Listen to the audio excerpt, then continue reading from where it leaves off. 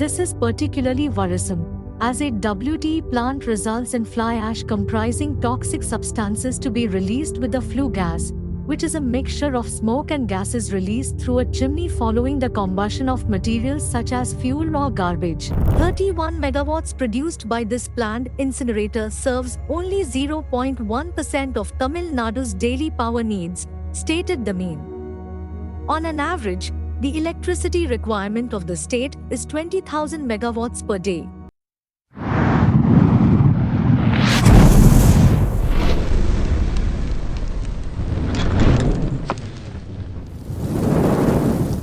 Chennai will be burning 2,100 tons of trash daily soon. How will it impact us?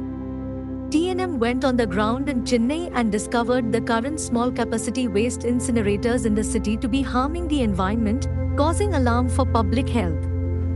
Smoke billowing out of factories' stacks, otherwise referred to as chimneys. The Greater Chennai Corporation (GCC) planned for a Rs 1,026 crore waste-to-energy (WTE) plant that will incinerate unsegregated waste has raised serious environmental alarms among residents and activists. People are worried that the plant will increase pollution and public health hazards, particularly when similar smaller-scale incinerators in the city have already been associated with environmental degradation. A recent on-site investigation by TNM revealed the use of inadequate ash dumping and toxic emissions from current facilities, adding more weight to the concerns. The GCC approved the resolution on 27 February, in spite of local protests and recorded proof of the public health and environmental harm inflicted by burning waste, most prominently seen in the nation's capital city of New Delhi. The facility, when commissioned, is set to burn 2,100 metric ton of trash a day, with 358 tons of rigid and flexible plastics, 105 tons of paper, and 42 tons of PET bottles, amounting to 35% of the 6,000 metric tons average daily waste that Chennai produces. Activists point out that the CO2 emissions from incinerating 2,100 metric tons of trash every day will be equal to emissions from 10.5 lakh cars. A WTE plant, as its name indicates, will generate thermal electricity by burning trash. The treated gas will be emitted via a stack or chimney, and the ash residues known as bottom ash will be taken out of the plant and contained in scientific landfills. Interestingly, a 2015 Government of India commissioned study by the Japan International Corporation Agency, JICA, revealed that Chennai city would not require waste incineration or WTE technology until 2030 to handle its waste. This has been strongly criticized by a citizens' collective called the Alliance for Incinerator-Free Chennai, AIFC, as an extremely costly and environmentally destructive solution to the waste management issue. The group also criticized the GCC for choosing to set up the WTE plant in North Chennai's Kodungayur, a red industrial zone that houses marginalized communities and working-class people. This is particularly worrisome, as a WTE plant results in fly ash comprising toxic substances to be released with the flue gas, which is a mixture of smoke and gases released through a chimney following the combustion of materials such as fuel or garbage.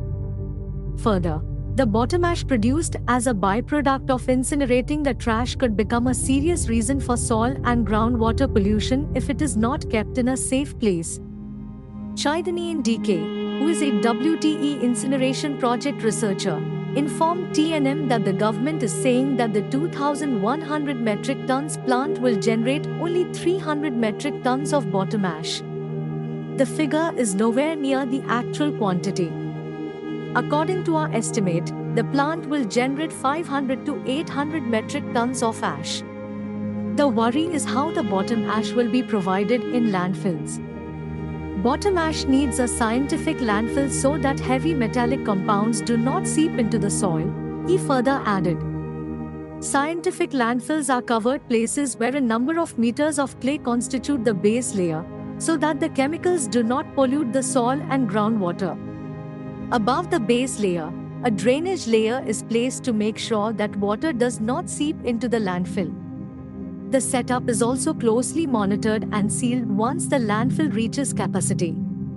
Chennai's activists, however, are concerned that this bottom ash may not be properly secured in the landfills, since one of the city's existing waste incinerators, one that does not generate electricity, is openly dumping its bottom ash. TNM visited on 1st March the 10-ton waste incinerator factory at Chinna Mathur, Manali, owned by MAK Green Incinerator, and this charge proved true. Subia, name changed, a resident who stays hardly a few meters away from the plant, stated, they initiated the plant in 2019. They were initially producing blocks from the ash, but since the initial few years, they have only been dumping the ash in the vacant land beside the plant. The land is not even fenced with a gate. Cows and dogs come and go on a regular basis.